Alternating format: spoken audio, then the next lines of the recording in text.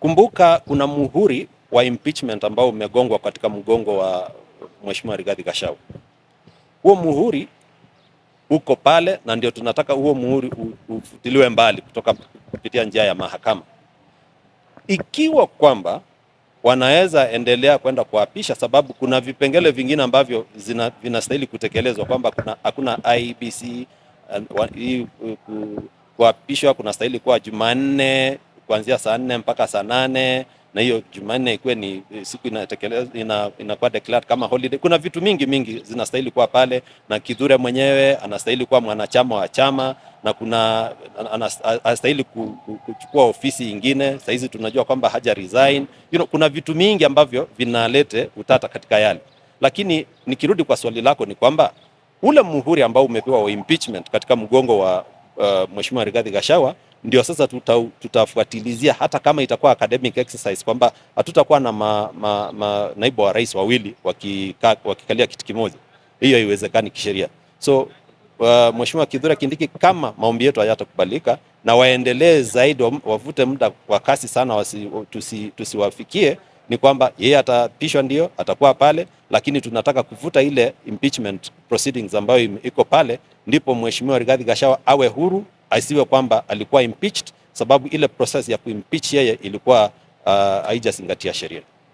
Well, my name is Sam Nyeberi. I'm one of the advocates that represent a party in the petition which put the Deputy President, Honorable Rigathi Gachagua, and the DP nominee, Professor Kithure Kindiki. Now, parties were aggrieved by the proceedings that happened in the National Assembly and the Senate of this Republic, where the process of impeachment of the Honorable Rigathi Gachagua was confirmed, and the Speaker of the National Assembly proceeded to issue a notice, and when the members of Parliament came, they affirmed the memorandum that had been sent by the President, basically allowing or nominating or voting for the DP nominee, Professor Kithure Kindiki. Aggrieved by the proceedings in the two houses of Parliament, that is the National Assembly and the Senate, parties did move the court, and several of them did move the court. There was consolidated petitions, and that is what has been happening here. Now, there were 2-3 hurdles that I've presented before. One of the hurdles was that parties had felt that the bench, as comprised of Judge Eric Ogola presiding, Judge Mrima, and Lady Justice Frida Mugambi, were not properly nominated by the Deputy Chief Justice to come and preside over this matter, because the Constitution allows for the Chief Justice to nominate or empanel a bench that normally hears these matters. Now, that application was dealt with and a ruling given, and in that ruling, they said the Deputy Chief Justice may or has powers under the Constitution to empanel a bench.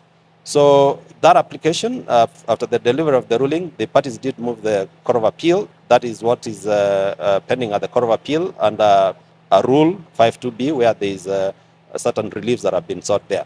That application in the Court of Appeal is coming on the 7th of November. But most important is that there was also filed another application, which application was by the respondents. The respondents here meaning the Attorney General and the two houses of Parliament, National Assembly and Senate, where they wanted to discharge the orders that had been issued. Remember, when these matters came before the court initially, there were two applications. The initial applications from Kerugoya, that is an application that was tackled by Judge Mwongo, where he issued orders of conserving that seat of the Deputy President up until the petition was to be heard. The Kerugoya petition was to be heard, by a panel that was to be appointed by the CJ. Now, the second application was presided over by Justice Chacha Mwita, and he issued orders which were to be enforced up till the 24th of October. Now, on the 24th of October itself, when these matters came up, the court was not able to extend any other order, and before they could render a ruling on whether they were properly empaneled to preside over the matter. Now, that those orders for Chachamwita, judge, were discharged on the night of the 24th of October. Now, what we have been riding on were the orders by Justice Mwongo in Kerugoya. Now, on the 18th of October, the respondents in the petition did move the court to discharge the orders that were affecting them. And by that, I mean that the orders that had been issued by Kerugoya court were to be set aside so that other processes of filling up the slot of the DP nominee could go on. A ruling has been rendered today where those orders have been discharged. And immediately upon the discharge of those orders, we made an application. The law allows for making of an application orally in court, where we sought for stay of those orders, stay of the dismissal of the orders in Kerugoya taking effect, so that in the intervening period, we can also move the Court of Appeal to appeal and channel our grievances before the Court of Appeal, so that we have the High Court, this bench, being held in error by discharging those orders. So basically, that is what we have applied for, and that is why they have recused themselves. They have given us about 40 minutes, thereabouts. They are resuming at 5:30 for purposes of rendering that decision as to whether they will issue orders of stay, reinstating those Kerugoya orders pending the filing and determination of the appeal that we are going to file. Yes, please. If they fail to give the orders to continue, to keep the Kerugoya court orders and the conservatory orders in place, then what is the next move for your team? The next move is obviously going to the Court of Appeal and appeal against these orders, even when the other processes are going to ensue. Because remember, what was stopping the DP nominee from assuming office or taking oath of office were the orders from Kerugoya. So nothing stops the other processes from ongoing, and that is the fear we are having, that we may have our petitions and applications being rendered academic and or nugatory, where the DP nominee will have assumed office and it leaves us bare without any recourse, and the haven of justice is the court. And that is why we are agitating that they have that cushioning of the parties that have come before it for those orders to be enforced up till the Court of Appeal decides otherwise. Yes. Ambacho kimefanyika hivi leo mahakamani ni kwamba tulikuja kwa uamuzi wa mahakama kuhusu application ambayo ililetwa na Attorney General, mkuu wa sheria, na bunge nikimaanisha kwamba ni spika wa bunge la seneti na la kitaifa, ambapo walikuwa wanataka koti iondoe zile orders ambazo zilikuwa zimewazuia kufanya ama kutekeleza kuapishwa kwa naibu wa rais ambaye ameteuliwa na rais. Kumbuka kwamba kabla ya haya maneno kuja kotini ni kwamba kuna maneno ambayo yalikuwa yanaendea pale Senate na National Assembly ya impeachment ama kumwondoa naibu wa rais Rigathi Gachagua kwa ofisi. Lakini wakati ambapo hayo yote yalipoendelea ni kwamba bunge liliitwa, sababu mnajua kwamba Rigathi Gachagua aliondolewa ofisini kupitia kura ambazo zilipewa kule, na wakati bunge liliporudishwa kule ile siku ya Ijumaa, walikuja waka vote kwamba yule Profesa Kithure Kindiki alikuwa ametosha kuchukua ile ofisi. Na kabla ya hiyo, kumbuka kuna Wakenya ambao walikuja mahakamani, mmoja wao akiwa ni wale walioenda mahakama ya Kerugoya, na pia vile kuna wale ambao walikuja katika mahakama hii. Mahakama ya Kerugoya ambayo inakuwa presided over na Judge Mwongo iliweza kupeana order ama kuagiza, kuamuru kwamba mtu yeyote asiweze occupy kile kiti cha naibu wa rais. Lakini hiyo order ilikuwa iwe in force ama ikuwe in operation mpaka wakati ambapo petition ingesikizwa. Na kuna order nyingine ambayo Mkenya mwingine alikuja hapa mahakama ya Milimani, naye akaenda kwa Chachamwita ambaye ni judge, naye Chachamwita alipeana orders ambazo zilikuwa zinasimamisha uapishaji wa Kithure Kindiki mpaka tarehe 24 mwezi huu.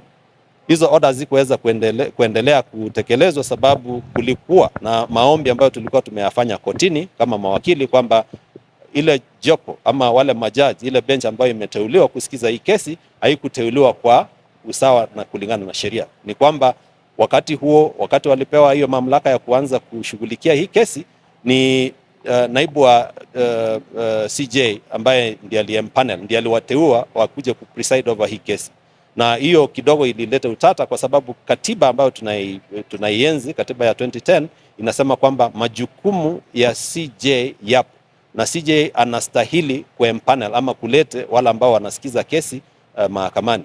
So hayo maombi yale tulipo yalete kwamba wajiondoe katika kesi yaliweza kutupiliwa mbali, na kuna baadhi ya wale ambao walienda koti ya rufaa ambapo kuna rufaa imekatwa, ili hiyo kesi inakuja tarehe 7 mwezi wa 11.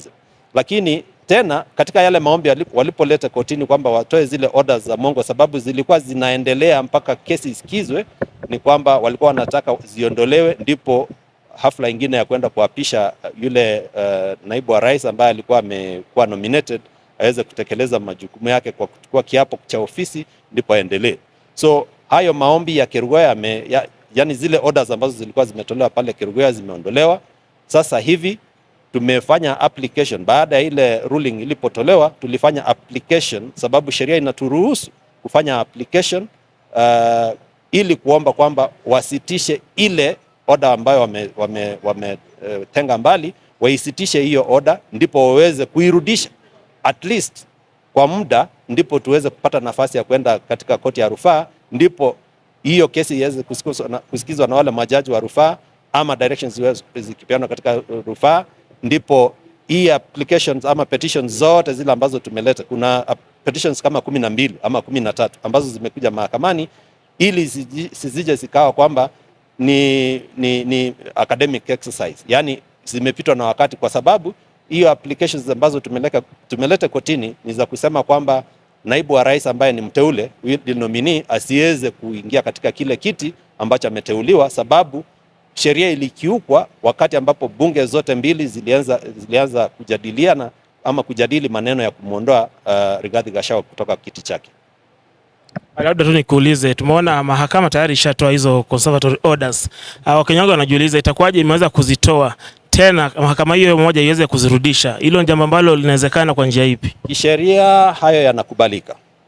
Kisheria ambapo wakati koti ambapo imepeana orders ama directions, katika kipengele cha 23 cha katiba yetu kinaruhusu yeyote yule aingie mahakamani tena afanya maombi, na hayo maombi yaweze kusikizwa na wale majaji.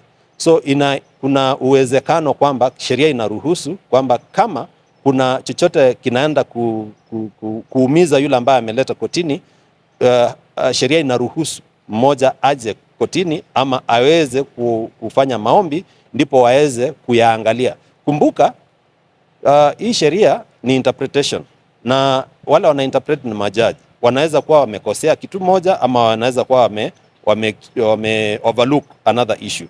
So ndivyo tunasema tupewe muda, sababu tuna hisia kwamba kuna sheria ambazo zilikiukwa, hazikutekelezwa vile inastahili kuwa, ndipo tuweze kwenda mahakama ya rufaa, ndipo ziweze kutekelezwa na tupate protection kutoka mahakama ya rufaa. Iwepo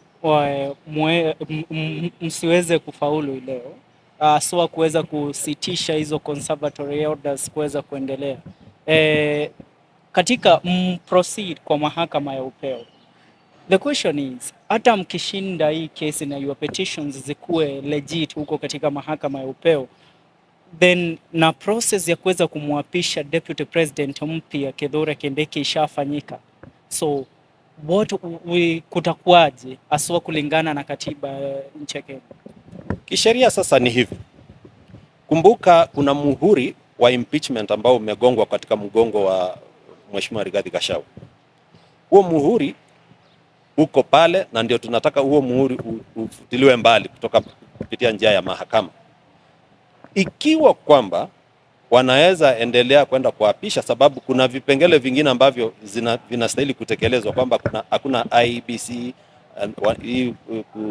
kuapishwa kunastahili kuwa Jumanne kuanzia saa 4 mpaka saa 8, na hiyo Jumanne ikuwe ni siku inakuwa declared kama holiday. Kuna vitu mingi zinastahili kuwa pale, na Kithure mwenyewe anastahili kuwa mwanachama wa chama, na kuna anastahili kuchukua ofisi nyingine. Sasa hizi tunajua kwamba haja resign.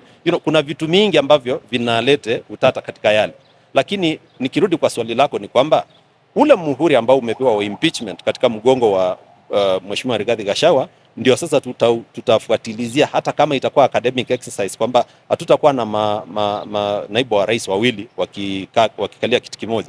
Hiyo haiwezekani kisheria. So Mheshimiwa Kithure Kindiki, kama maombi yetu hayatakubalika na waendelee zaidi, wavute muda kwa kasi sana, tusiwafikie, ni kwamba yeye atapishwa, ndio atakuwa pale, lakini tunataka kuvuta ile impeachment proceedings ambayo iko pale, ndipo Mheshimiwa Rigathi Gachagua awe huru, asiwe kwamba alikuwa impeached, sababu ile process ya kuimpeach yeye ilikuwa haijazingatia sheria.